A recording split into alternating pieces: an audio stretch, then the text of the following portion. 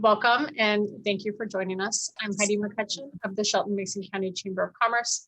We are proud to convene this conversation on the new long-term care payroll tax, which will inevitably impact employers and employees. So I'm glad to be joined today by Chamber Board President and insurance professional Melanie Bakala, following works in banking or years of work in banking, marketing, customer service, and team building. Melanie decided to move into Mason County community in 2010. She owns and operates Bakala State Farm. Additionally, in addition to our chamber, she also lends her talents to the Lacey Chamber of Commerce and the Community Foundation of South Puget Sound. Mel has contributed her time and energies to countless nonprofit efforts, including the Shelton Family YMCA Capital Campaign. In her professional profile, Mel says, I always want to make sure people understand the coverage they have and the coverage they need, which is exactly what she's here to talk about today. So the clock is ticking as wage earners in Washington will soon be taxed for the long-term care fund. If you don't plan ahead by October 31st, you lose the ability to opt out of this permanently. So what does it mean? I'll turn it over to Mel, who will discuss the tax itself, eligibility, exemptions, and what your options are moving ahead. So Melanie. The introduction. That's awesome. Okay. All right. Well, thanks. Thanks so much. It's crazy. I continue to talk to people and realize that people don't know this is coming. And really the goal is to make sure everyone knows this tax, how it works, and that they have an opportunity to make a choice. Do I want to pay the tax? Do I want to do something on my own? And there's a lot of different options out there. So why the tax? So are you going to share my screen, Deidre? Oh, awesome. Thank you. Yeah, let's go to the next screen. So this tax begins January 1st. And so just a little bit about why behind it. So the long-term care dilemma, 11 years ago when I started, it was 1 in 4 of us was gonna need long-term care. Now it's 70%, 7 out of 10 of us are gonna need long-term care during our lifetimes. The monthly cost of long-term care average in the state of Washington, the low end is $6,500. Nursing home care is over 11,000. And the challenge is people say, I'll just go on Medicaid. I'll just go on Medicaid if they don't have the funds. And so here's the issue with Medicaid is number one, Medicaid was never designed to support our long-term care system. Medicaid is designed, it's basically part of our welfare system to take care of the medical needs of some of the folks who are struggling. On top of that, in order to access Medicaid, you have to spend down. You can keep $2,000 in your house. So, and Medicaid can't continue to support this. And so the Washington legislature took a look at this and said, well, we know this is coming and we know Medicaid can't support it. So what are we gonna do about it? And that's how they put together the long-term care tax. So go ahead, Deidre, next slide, please. So here's how the tax works. And I need to do a huge shout out to Representative McEwen and his legislative aide, Rob Barnes. They have fielded numerous questions for me as I really wanted to understand how it works. So it is 0.58% of wages. So to just kind of easily calculate that, if you make $100,000 a year, it's $580 a year. A lifetime cost for a person working 35 years, making $50,000 a year, assuming the tax doesn't go up, would be a little over $10,000. But here's the challenge. So there is a long-term care commission that will look at what the actuaries put together on the fund, and they will reevaluate the tax every 2 years. The commission can't raise the tax. They can adjust it down, but they can't put it up. The legislature could vote to increase the tax above 0.58%. And this is more commentary, but those of us who know the second a tax goes up, and there are some concerns about whether this tax will actually fund the way they need to. So, so the tax could go up, it could not go up. But right now it's 0.58%. Next screen or next slide, please. So the benefit amount, so I kind of feel like they're kind of still building this plane while it's in the air. So they've defined the benefit amount, bucket of money is $36,500. They have defined a benefit unit as $100. But typically, when people who have long-term care insurance, the benefit also has this daily benefit component. And at this point, they haven't defined a daily benefit yet. They probably will, but they haven't yet. Because it doesn't make sense if a nursing home's $11,000 and it's 36, I'll blow through it in 3 months. It doesn't necessarily fix the issue. And then this benefit will be adjusted annually, no more than the annual CPI, but that's a bucket of money of $36,000. Next slide, please. So eligibility. So this is where for some folks, there's a little bit of a rub. So in order to be eligible, you have to work a total of 10 years without interruption of 5 or more consecutive years. And essentially, there are a lot of people out there who are gonna work 5 more years before they retire, and they're gonna pay into it and they won't get the benefit. This is definitely a longer term tail. Here's the other piece. You need to be living in Washington at the time of receiving benefits. So people who are like, hey, I'm gonna not retire in this state, either don't want to pay the tax and not have a benefit, or want to make sure they have a long-term care benefit and want to make sure they can use it. And there's a small thing about if, let's say somebody needs it 3 years from now, they can access the benefit if they've worked 3 of the last 6 years. That's just kind of for people entering early or who need it like in the near term. Next slide, please. All right, so exemptions, there's a lot of questions and confusion about this. Self-employed individuals are exempt, but they can opt in. And so a lot of people say, well, I pay myself W-2. The way they define self-employed is the way they just define it for paid sick leave. And so that RCW is listed below. So if you're a sole proprietor, you're a joint venture, a member of an LLC, an independent contractor, even if you pay yourself W-2, you won't be subject to this tax. As self-employed folks, if we do opt in, you can't opt out. If you're in, you're in. If you're out, you're out. Next slide. So for people who, and a reminder, sorry, this is a tax on wages, it's not a tax on income. So wages. So this is a payroll tax that employers will have to start pulling out January 1st. People have a very limited time opportunity to get their own long-term care policy or a life insurance policy with a rider that provides long-term care benefits before November 1st. There are several people on this call that, or chamber members that have some things. I see Eric Smith. I think I saw Karen Shade come in. I don't see everybody in here, but there are some local folks who can provide some options for you. Policy has to be in place before November 1st. So if you don't get it in place, you're going to be paying the tax till you retire or until they stop taking it. If you opt out, you can't opt back in. Those are the rules right now.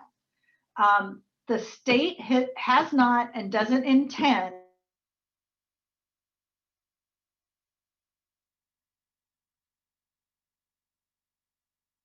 based on the impact from employment security through Drew McHugh coverage. Melanie, you cut So out there you have it, first. you don't. And Well, you cut out there for a Thank second. you. So you said the state does not intend. Okay. The state does not intend to define minimum coverage required in order to apply for an exemption, just that you have it. And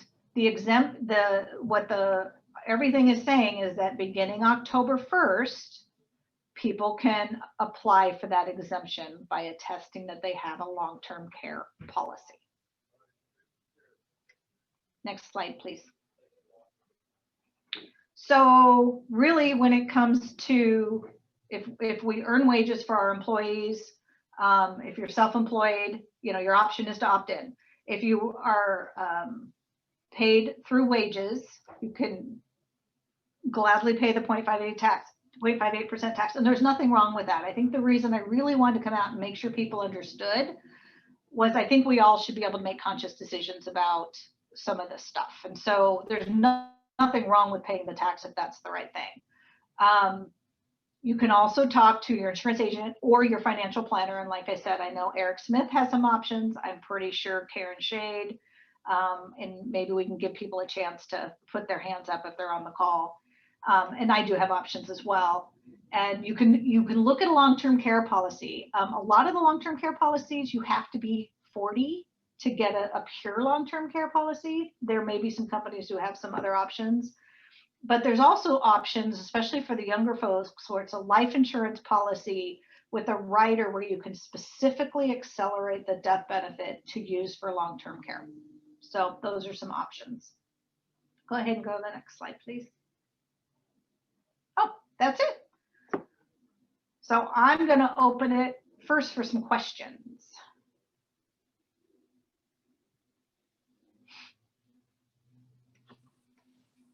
Look at all those questions.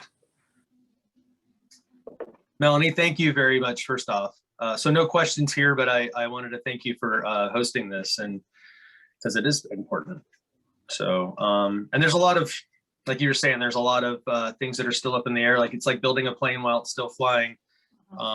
This wasn't something that was really on the forefront when I got into this first line of work. It wasn't something that I think we'd be spending a lot of time with. In fact, I was told you won't spend very much time at all. And just within the small amount of time I've been in the business, it's become pushed to the front. So, and today our company actually ceased writing 40 and under. Today was our actual limits for that. So, well, and Eric, to add to that, several companies, long-term care companies, have actually placed a moratorium on writing policies because they're afraid everyone's going to get these policies and then cancel them once they've applied for the exemption. And here's what I'm telling folks. Once they run the numbers, and I believe they're going to look and see this isn't funding correctly, they're going to start looking. They're going to start making people prove. And if you cancel it, and then they find out you canceled it, they're going to make you pay the tax. And there's no you've missed the opt-out period. And if you're going to do it for the right reasons and keep the policy. So thanks, Eric. So I do have a question here that asks, is there any age restriction to long-term care? So like if somebody is mid to late 60s, are they still able to get on that, or can you get a policy that would provide that?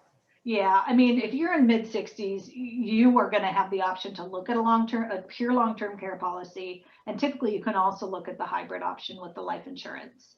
Obviously, the older you get, isn't anything, the more it costs. But yes, in your 60s, those are still available. Okay.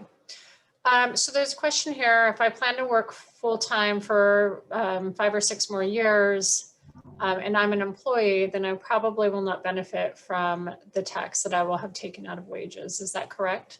Yes, that is correct. And so what I encourage those folks to do is talk with one of the folks we've mentioned here, because there are some options for those hybrid policies where you get some of your cash back. And it might be worth looking at, what am I going to pay for the tax versus if I keep the policy for 5 years and get rid of it when I retire, what's that look like? So that I would really recommend they sit down with a insurance or financial planner, financial advisor, and kind of look at the cost benefit. I think some of these were answered early in your presentation, but again, what is the average cost of the tax?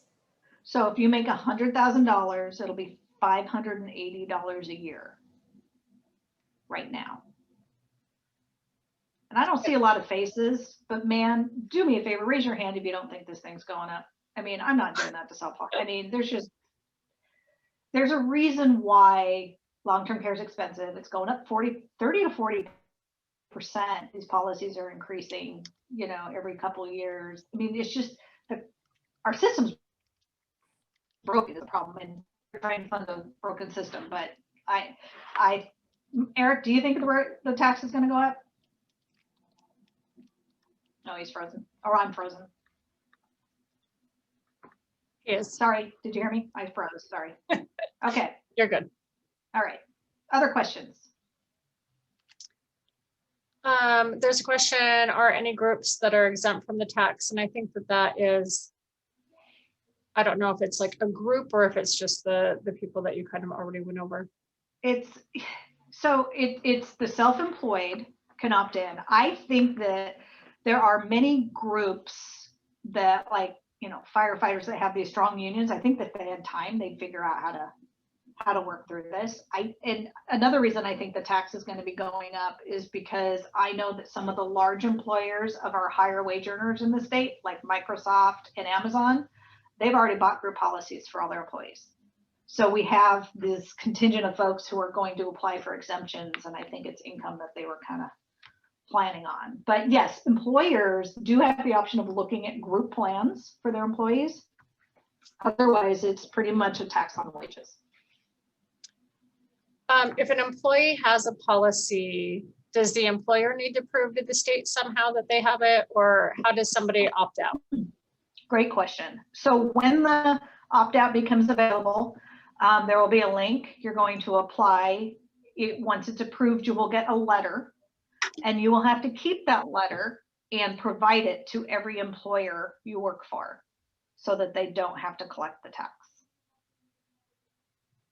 Thanks. Mhm. And it said that if you opt out, that you're not able to opt back in. Personally, I find that kind of hard to believe because typically the state will take anybody's money who's willing to give it. So do you have any crystal ball predictions? I anticipate, yeah, I anticipate that will change. I mean, what I'm hearing is the state never anticipated the number of people interested in opting out. So they're kind of trying to figure this out. So yeah, why wouldn't they take our money if I want to opt back in? It's just, that's how it's written right now. Okay. I'm looking through to see if there's any other questions that I missed. I'm not seeing any. Does anybody else have any questions before we? Will the chamber make the recording of this available for us? Yes. Okay, thank you. Yeah, we'll have the recording available as well as the slides on masonchamber.com. And I hope to have that up this evening. Thank you. There was another question that said, is the cost of policies going to be based on health and age? I assume. Yeah. Yes. Okay. Outside of the payroll tax itself. The underwriting, if I'm understanding, the underwriting is a little different than life insurance. It's based on morbidity instead of mortality for long-term care. So the underwriting process can be a little lengthier. So my advice, this isn't a sales pitch, it's just if your policy has to be in place by November 1st, it's probably best to avoid any kind of rush. I mean, all the underwriters that are writing for this are going to be probably pretty slammed with long-term care. I imagine that they're probably staffing up for it at this point. I can only speak for my particular company, which has been in the business for quite a while. And different companies are going to handle this differently. But my advice would definitely be to kind of start the underwriting process based on, and I'd go based on age. If you're a little younger and you don't have as many complications, I'd probably still get in, but I would based on, if it's something that you really value, get in there now and really take the care to plan and consider it in your life and part of your portfolio. I second Eric. There will be a rush. There will be. Okay. Most definitely. Sorry. No worries. I have another question that says, does Social Security count? I assume, does it count in lieu of? No, it's not income, it's wages. So it's a payroll tax. It's not an income tax.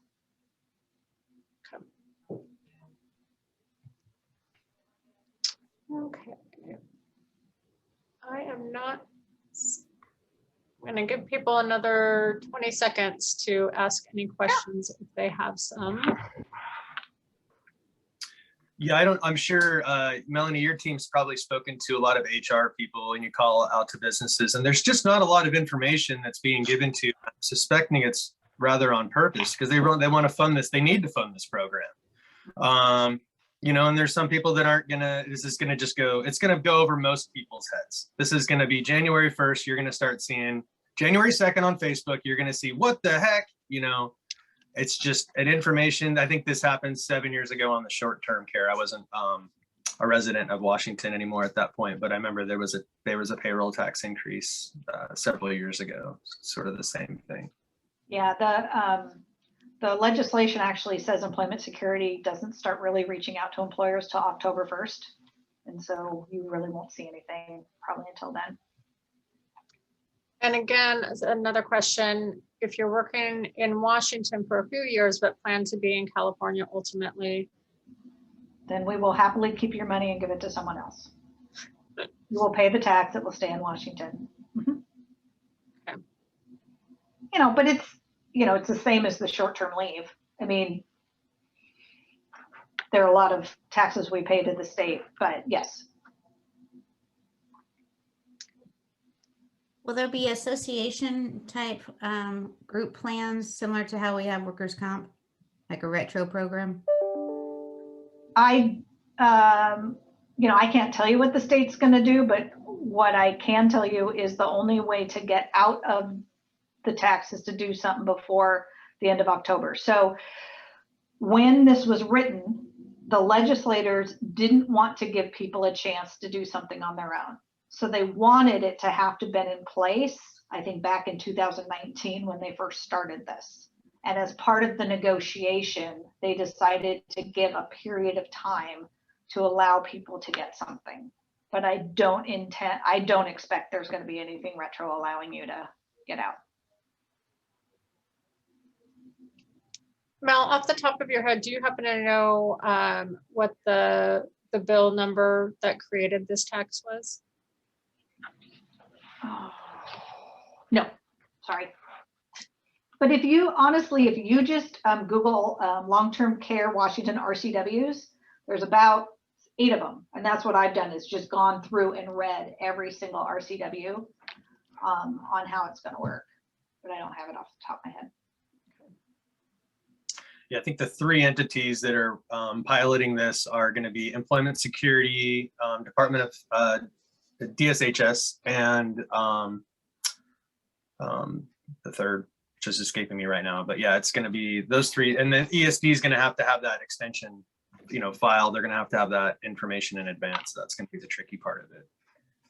Well, and so since, you know, we kind of have time to kind of get into the weeds, and I think Karen and Eric can speak to this too, is when you have a long-term care policy, you need, you know, it's how much help you need with how many of the activities of daily living. So some policies are 2, some policies are 3, and what you need is a doctor attesting that you need help with this.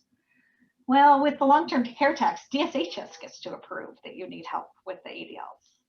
And so now we add another level of, okay, are we going to get to the point where we're just going to deny people because there's not enough money? You know, so it's going to be kind of an LNI thing situation. It's just DSHS that's going to be approving it. When I saw that as an insurance agent and somebody who's seen, you know, we kind of know the bureaucracy, but knowing how this works, having a doctor say, no, you need help with this, an insurance company taking that as opposed to the state at a desk deciding whether you need help or not.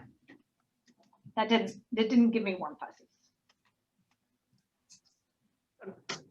A quick search, it appears that it was House Bill 1087 that created the long-term care payroll tax. For the person. And I believe Representative McEwen is actually on the long-term care advisory council. So we have somebody, you know, who's business minded on that kind of, so he's been a great source, and I plan on continuing using he and Rob to get updates on this. there is was Washington Cares Fund has a I think it's .org. They have the website that you can go and look. It has the link to the DSHS.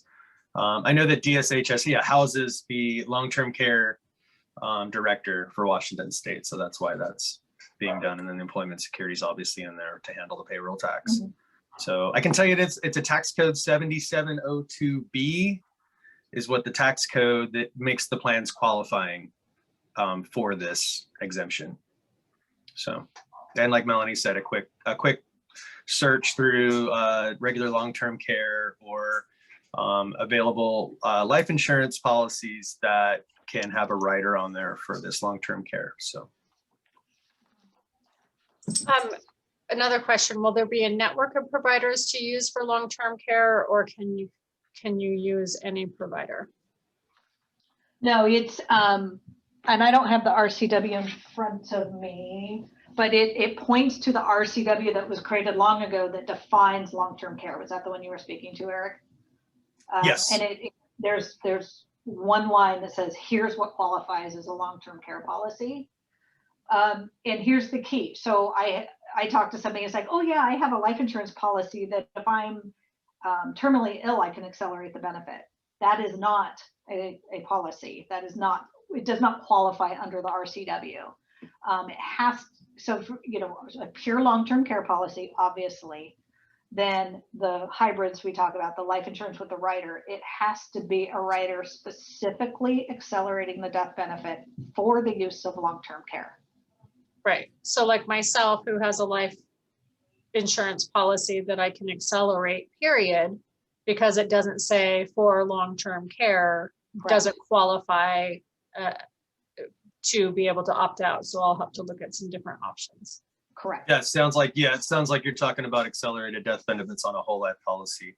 Yeah. And that would be different. That would be you've just been handed a really horrible diagnosis, and those so they don't. That's just different than long-term care. So right, but people are confused by that, right? They are. I think accelerate you're absolutely you're absolutely right, because I think what happens is people think that we're selling them like a Kaiser Permanente health insurance plan, and that's going to handle your long-term care, when really this is really all about the tax code, and it's really about inflation and compound interest, and it's a dollar for dollar, what do you get for your money over a long-term span, right? And so that's why there's so many different elements, and what makes this a lot harder to plan than just getting a simple life insurance and some simple term. Who's going to care for you? Where's the care going to happen? There's a little bit more of a conversation that needs to happen, and a lot of that is going to involve the length of time and what do you want at the end of this magical rainbow. What do you want your long-term care to look like, and what do you want your life to look like at that point? And it's really hard for people that are 30 and 25 that are going to be funding this program for a long time to manage that. And so really just hope that this whole conversation kind of brings a different element to things on how we look at planning.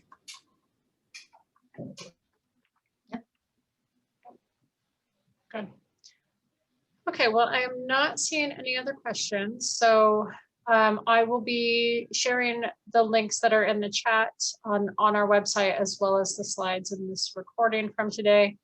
We will also share the link to our chamber members who can provide alternative options to the long-term care tax. So if any of you guys have questions, of course, there's Melanie and Karen and Eric on the call today. And then there's also some others throughout town as well. So I would like to thank again Melanie for offering to host today's webinar and to kind of provide a behind the Wizard of Oz curtain view of what it is and what it means.